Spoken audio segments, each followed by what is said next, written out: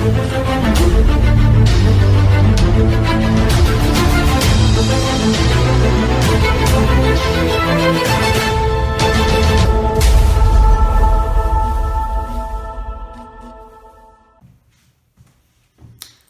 is part 3 of my mini-series, The Spiritual Realm. Part 3, Insights into Meditation. So I'm going to start off with a list of quotes by this Indian philosopher, U.G. Krishnamurti. He was a bit controversial with some of his ideas. He ultimately denied enlightenment and said that realization wasn't made to happen and that we wouldn't want it if we knew what it was anyway. UG passed away about 11 years ago. Alright, for your basic Eastern philosophy 101, the questioner is nothing but the answers. That is really the problem, and until society realizes it, it is hopeless. What he's saying by the questioner is nothing but the answers is that the answers to the universe are inside here. We're looking outside, that's where we're going wrong. The questioner is nothing but the answers. The so-called self-realization is the discovery for the self and by the self that there is no self to discover. This is going to be very shocking. Indeed, self-realization is very shocking, but it's a very, very basic realization you'll have in meditation, yet it takes most people many, many years to achieve.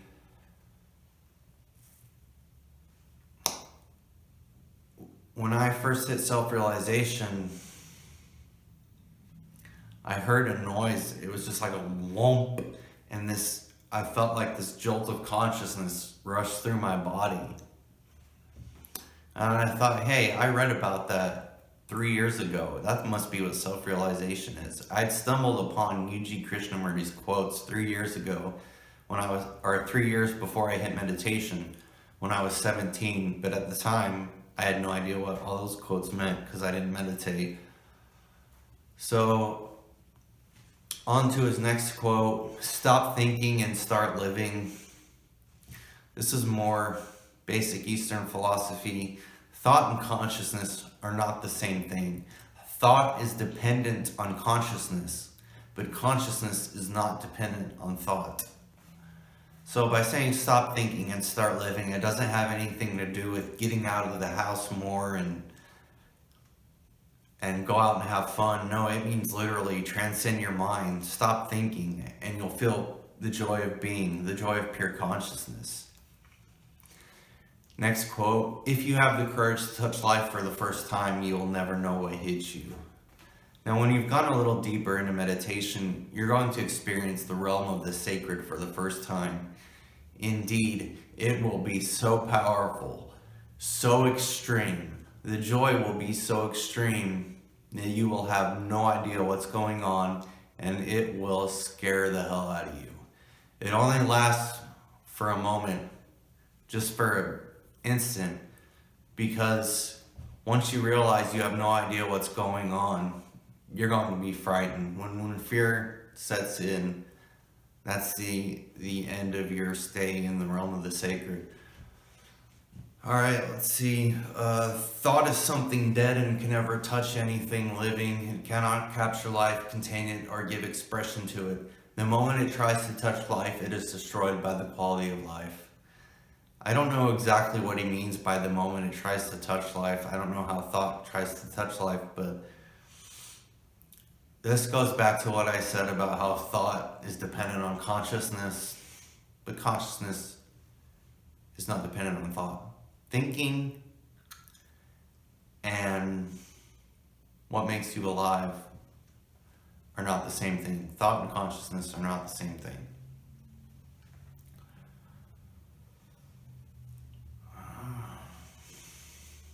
Let's see if I can think of another quote of his.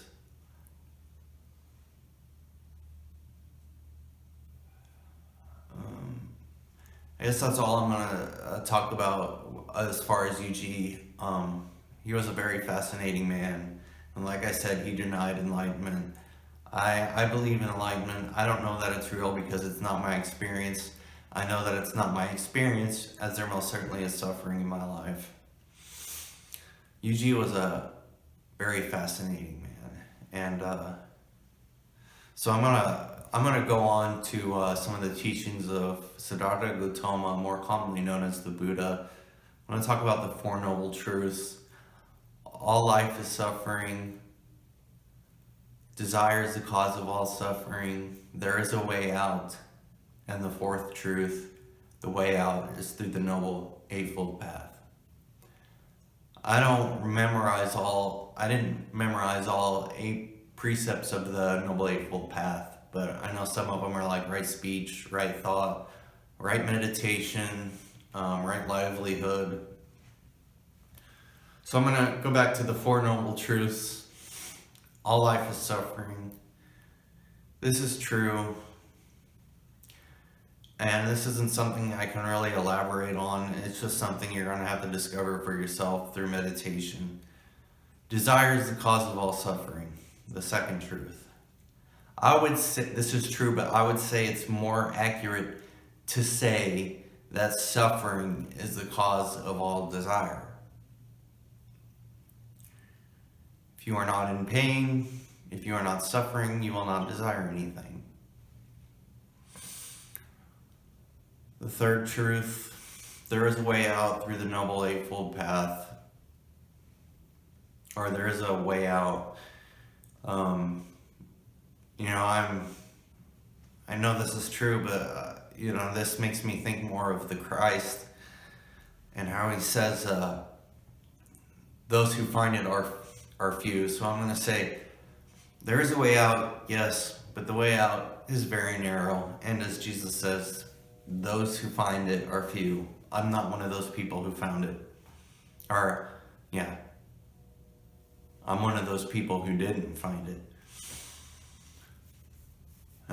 Like I said in my last video, I'm not a spiritual teacher. I'll be the first to admit it. I know a lot about meditation, but I'm not enlightened. So if you don't want to listen to me, that's fine. I'll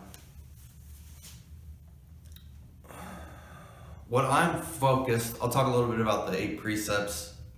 What I'm focused on right now, I've already done meditation, it's probably not going to come back to me. So I'm focused now on cultivating compassion. I want to be a more compassionate person. So I often think to myself, how do I develop compassion?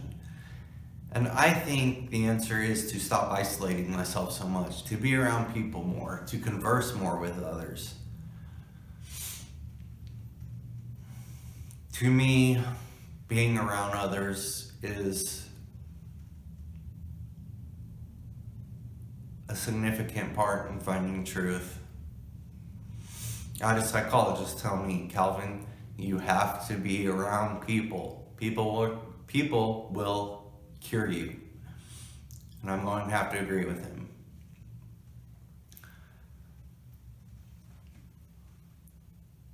Will I find enlightenment in this lifetime? Probably not. I had my chance 12 years ago.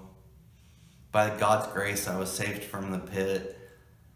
But I'm pretty sure I'm pretty sure if I overcome the obstacles in this lifetime, I'm 32 now.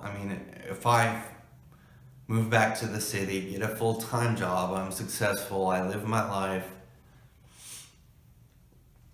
Or hell, maybe I start getting successful on YouTube. I don't know. My dream is to be a YouTube star. I've mentioned this before. So where was I? Oh yeah, if I could just find success in this life, find success in the material world, be happy, I'm pretty sure I can get enlightenment in my next lifetime. So this is one of my shorter videos for the spiritual realm. This was part 3, Insights into Meditation. Thanks for watching, guys. Bye.